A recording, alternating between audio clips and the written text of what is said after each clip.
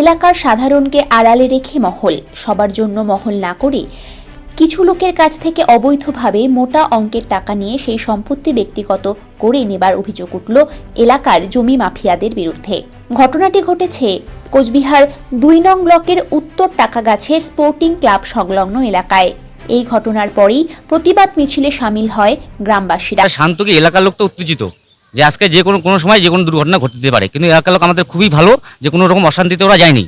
আমাদের একটাই প্রশ্ন যে আমরা ছোট থেকে বড় হয়েছি, আমরা একটাই জানি যে আফজাল মিয়া এখানে প্রজেক্টটা যখন তৈরি হয় তখন আফজাল মিয়া বলেছিল আমাদের এলাকাবাসীর জন্য একটা মহল তৈরি করে দিবে। এই কথাটা আমাদের সবার সামনে হয়েছিল, গ্রামের প্রত্যেকটা লোকই জানে, বাচ্চা থেকে শুরু করে বয়স্ক লোক। কিন্তু এখন দেখা যাচ্ছে আফজাল মিয়া যে টাকা পয়সা দিয়েছে বা প্রজেক্ট থেকে যে টাকা পয়সাটা তুলেছে সেটা ওরা ভবনে অল্প একটু কাজ করে ওরা নিজের নামে লিখে নিয়েছে। পাড়ার লোক সেটা জানে না।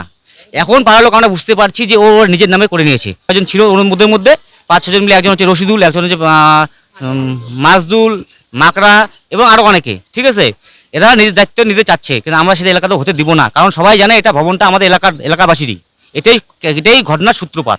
এবং কালকে একটা ২৩ জানুয়ারি আমাদের প্রোগ্রাম, ওরা চাচ্ছে যে ২৩ জানুয়ারি আগে একটা দুর্ঘটনা ঘটুক এলাকায়, এটাই ওরা চাচ্ছে, এই উদ্দেশ্য ওদের ছিল।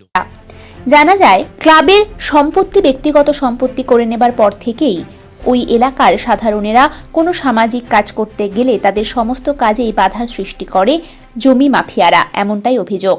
এই ঘটনা আজকের নয়, দীর্ঘদিন থেকে সাধারণেরা এই ঘটনার শিকার হচ্ছেন। সেই সাথে তারা নানানভাবে ঝামেলা করে বাধা দেবার চেষ্টা করেছে বলেও অভিযোগ। এখানে যে ভবন তৈরি করেছে ওরা, আমরা তো চাই যে সবার জন্য ভবনটা।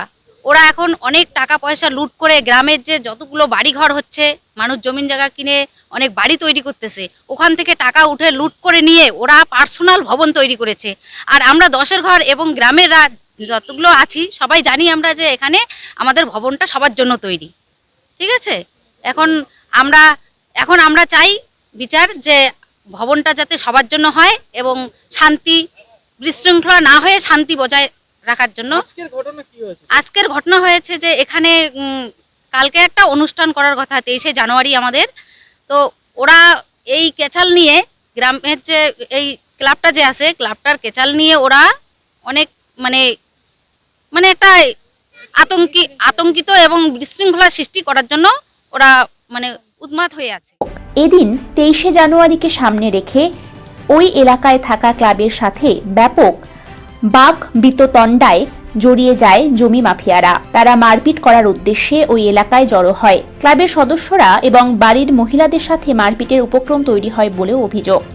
এদিন তারা দলবল নিয়ে এসে ক্লাব এলাকায় মহল তৈরির চারপাশ বেড়া দিচ্ছিল বলে অভিযোগ। সেই বেড়া দেবার সময় ক্লাব সদস্য এবং গ্রামের মহিলারা তাদের বাধা দিলে হচ্ছে আজকে আমরা একটা যদিও এটা প্রোগ্রাম 23শে জানুয়ারি চালাবো, এইটার জন্য যে ভবনটা আছে আমাদের দীর্ঘদিনের যে ক্যাসাল ঝগড়া, হ্যাঁ, এইটা নিয়ে ওরা করতেছে। আজকে বেড়া লাগাইতে আসছে, লেবার টেবার নিয়ে বাঁশ বেড়া নিয়ে আসছে, ওটা লাগাবে আর কি। আমরা এটা লাগাইতে বাধা দিছি।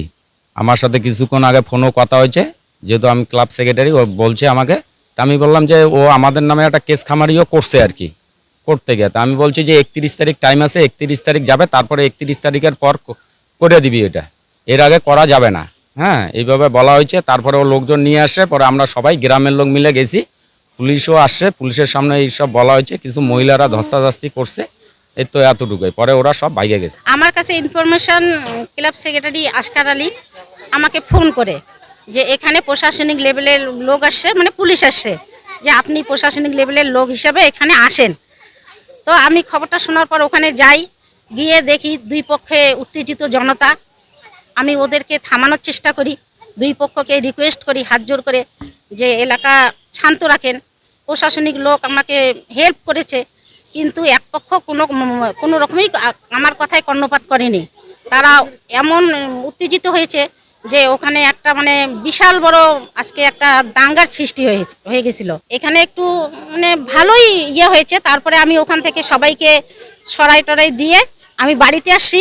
ওরা কয়েকজন, রশিদুল, মাজুদুলের মা, রশিদুলের বউ, আজিনুরের বউ আজিনুর, মিন্টুর মা, 10-12 জন মহিলা পুরুষ সবাই এসে আমার বাড়ির সামনে আমাকে অ্যাটাকের মতো হুমকি, যথারীতি হুমকি দিচ্ছে। আমি হুমকির সম্মুখীন হয়েছি। তখন প্রশাসনিক লোকও ছিল, ওরাও আসছে, ওরা মানে ছবি টবি তুলে নিয়ে গেছে অলরেডি। তাকে অকথ্য ভাষায় গালিগালাজ করেছে, অকথ্য ভাষায় গালিগালাজ করছে, কি এমনকি আমাকে হুমকিও দিয়েছে। এই বিষয়টা নিয়ে কি পূর্ণিবাড়ি, আপনাদের তো পূর্ণিবাড়ি থানা? হ্যাঁ, পূর্ণিবাড়ি থানা। জানাবেন আপনি? বিষয়টা নিয়ে সোচ্চার হবেন কি? দেখি এলাকাবাসীর সঙ্গে, ক্লাবের আমাদের যে ছেলেপেলেরা আছে এলাকাবাসী সবার মতামত নিয়ে যদি কিছু সিদ্ধান্ত হয় তখন জানাবো। কিন্তু আমি চাচ্ছি যে এটার একটা সুষ্ঠু সুরাহা হওয়া দরকার, বা তদন্ত সাপেক্ষ, যে এই যে ঘটনাটা দীর্ঘদিনের, আজকের থেকে না, এটা দীর্ঘদিনের ঘটনা।